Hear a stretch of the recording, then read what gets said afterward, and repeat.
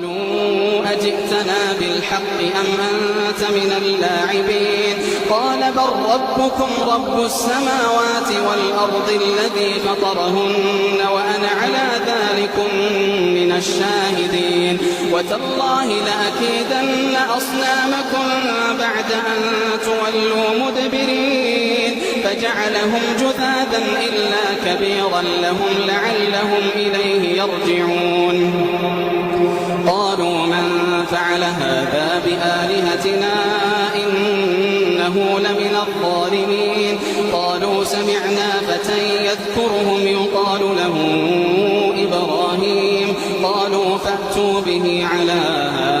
أعين الناس لعلهم يشهدون قالوا أأنت فعلت هذا بآلهتنا يا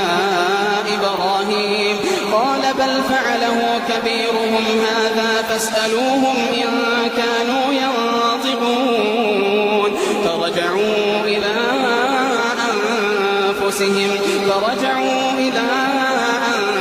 أنفسهم فقالوا إنكم أنتم الظالمون ثم نكسوا على رؤوسهم لقد علمت ما هؤلاء ينطقون قال أفتعبدون من دون الله ما لا ينفعكم شيئا ولا يضركم أف لكم ولما تعبدون من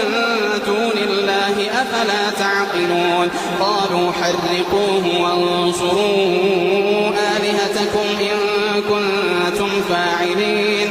قلنا يا نار كوني بردا وسلاما على إبراهيم